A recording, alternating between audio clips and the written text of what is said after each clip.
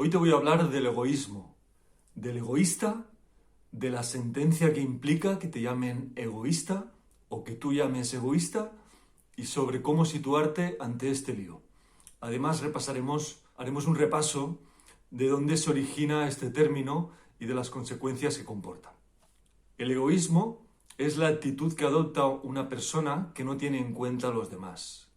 Se dice que solo piensa en sí mismo y que antepone en todo momento su bienestar personal, la satisfacción propia de sus deseos, al bienestar de los demás y de las necesidades colectivas. Es decir, solo tiene en cuenta sus necesidades personales. También se dice que los demás deben estar muy pendientes de él y de sus necesidades. Curiosamente, también se sabe que el egoísmo solo alcanzamos a verlo en los demás. Raramente se reconoce en uno mismo. Es curioso esto, ¿no? Si nos situamos en el desarrollo humano, para ver cuándo se observan estos comportamientos llamados egoístas y cómo reaccionan los adultos ante ellos, podemos decir que el egoísmo es una etapa normal del desarrollo y de la evolución. Se observan conductas de este tipo desde el primer año hasta los 4, 5, 6 años, que es cuando el niño desarrolla más la capacidad de ver y de tener en cuenta al otro. Hasta ese momento lo más importante es la satisfacción de las necesidades propias sin tener en cuenta las necesidades y deseos de los demás. Mientras más pequeña es la criatura, con más énfasis y con más preponderancia se sitúa en ese lugar. Es decir, no quieren compartir. En esa etapa, en ese proceso, necesitan comprobar que son poseedores de lo que sea que ellos sientan que es suyo. Hasta los 4 años, el desarrollo cognitivo del niño y de la niña no permite concebir el estado mental del otro. Es decir, no entienden que los demás pueden tener intereses o sentimientos distintos a los suyos. Hacia los 6 años, los lóbulos prefrontales se puede decir que están maduros y entonces tanto el niño como la niña tienen la capacidad de ponerse en el lugar del otro. Es decir, controlan mejor sus impulsos y las necesidades propias, teniendo en cuenta y respetando también las normas sociales, tanto si son coherentes como si no lo son. De esta forma, pues a partir de los 4 años ya se le puede transmitir con el ejemplo, señalando pues las ventajas de compartir, propiciando juegos cooperativos para que vivencien lo que implican esas ventajas de compartir. Es decir, se trata básicamente como patrón de que se les pueda enseñar, que se les pueda mostrar, no obligarles ni chantajearles, porque esto sí que va a ir en contra de un desarrollo sano. Es decir, el niño y la niña integran mejor estas condiciones ya más sociales si atienden y respetan sus necesidades y a partir de aquí sienten que pueden confiar en el adulto y de esta forma pertenecer al núcleo familiar. Es importante que el niño en este proceso pueda sentirse incluido y no excluido, como suele suceder. Ese proceso es evidente que no va a ser sencillo, para requerir de mucha paciencia y mucha responsabilidad adulta para que el niño y la niña puedan ir integrando ese proceso cada vez con mayores garantías.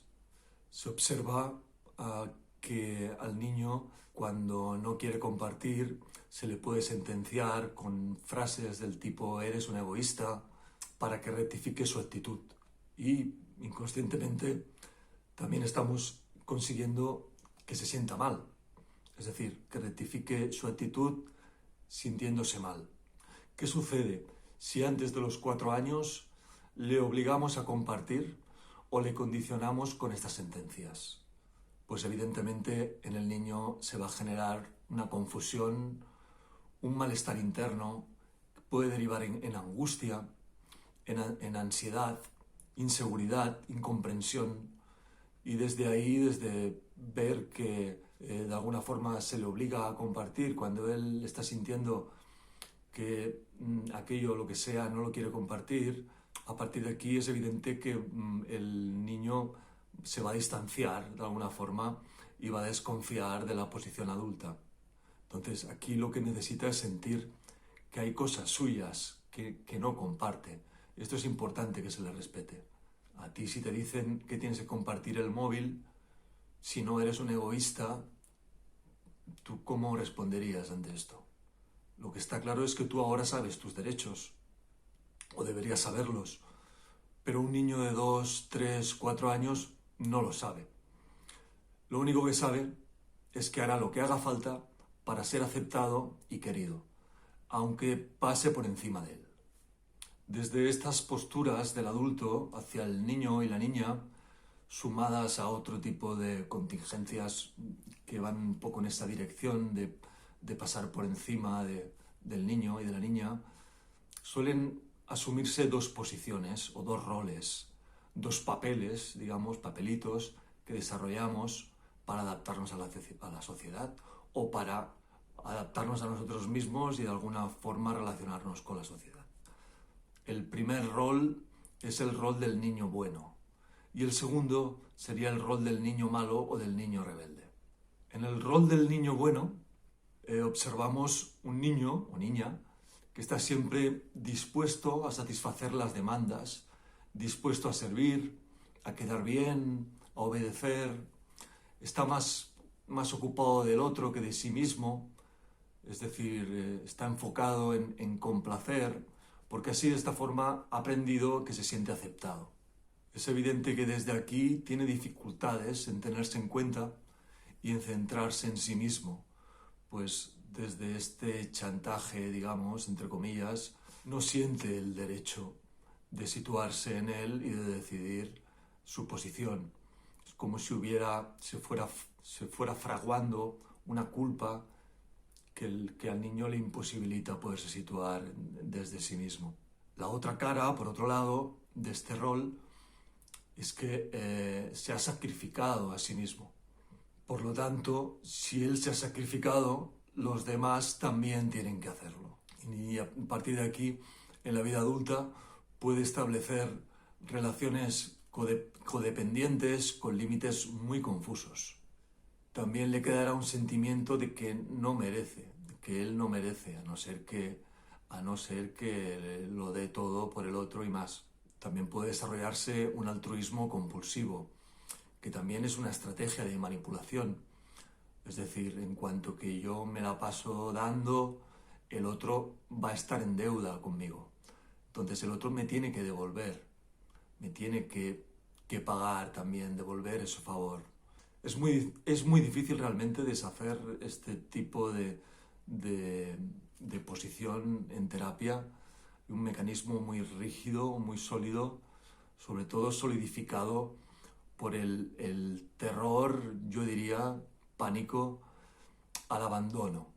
Es decir, esta posición está construida y solidificada desde una posibilidad de abandono en que el niño, si no se sitúa hacia el otro y hacia afuera, fuera de sí, puede correr un serio riesgo. Desde esta posición en que él se ha sacrificado, es evidente que también puede creer que tiene derechos que no le pertocan. Por otro lado, tenemos el rol del niño malo, que es el niño rebelde que adopta una posición contraria o separada, digamos, de los padres. En este caso estamos ante la figura del incomprendido. El niño y la niña se convierten desde esa posición en el elegido inconscientemente para que vuelquen en él las frustraciones y las cargas biográficas no resueltas por los padres y por los educadores. Es decir, es como que lo toman como diana donde volcar sus malestares. Entonces le obligarán a que comparta y a que salga de sí mismo, aunque el niño realmente lo hará, saldrá de sí mismo, pero en él habrá algo que sabrá que no está bien, que esto no se hace así. En este caso no se dialoga con el niño, no se le da tiempo, se le impone más bien y se le mira mal, se le prejuzga. En los casos más cerrados, desde aquí se fragua el perfecto egoísta. el que describíamos al principio y que muchas veces linda con el egocentrismo y el narcisismo. Curiosamente, lo que se pretende censurar, aplastar, es lo que el niño toma como modelo. En este caso, desde la carencia y desde básicamente la soledad que vive un niño que se enfrenta a esto, la criatura se construye renunciando a sí mismo.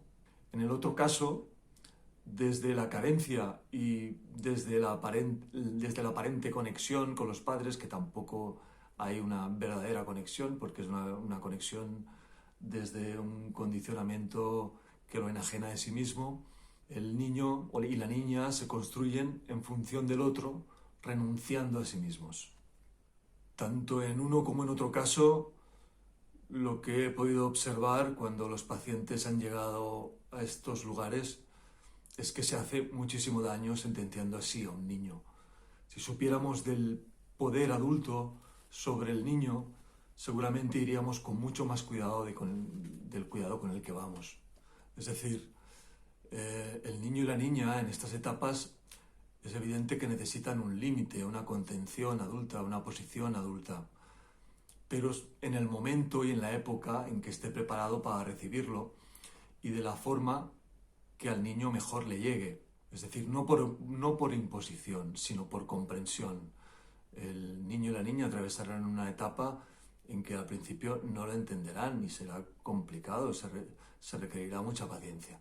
Pero es solo por comprensión que el niño puede situarse en una posición sana, digamos, en que ni está enajenado de los demás, ni está enajenado de sí mismo. De esta forma encontrará la forma de compartir de corazón, no desde la culpa y la obligación que va guiando su vida. En la vida adulta es evidente que lo reproduciremos, nos habremos construido desde aquí y desde aquí actuaremos.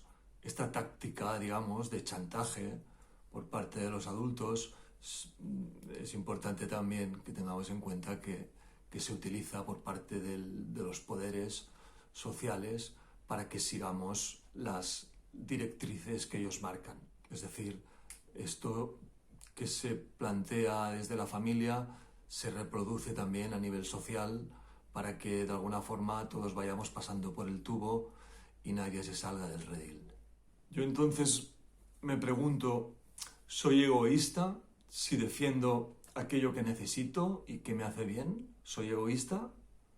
¿Soy egoísta si me tengo en cuenta primero a mí y luego a los demás? ¿Cómo puedo amar al otro si no me amo primero a mí mismo? ¿Cómo puedo respetar al otro realmente si no me respeto primero a mí mismo? ¿Tengo que hacer lo que el otro quiere de mí para que no me llame egoísta y así yo evito sentirme mal? En ese caso, ¿quién es el egoísta realmente? ¿Yo o el otro? Hay un chiste muy breve que dice que un amigo le dice a otro, tú eres un egoísta. El amigo le dice, ¿yo por qué?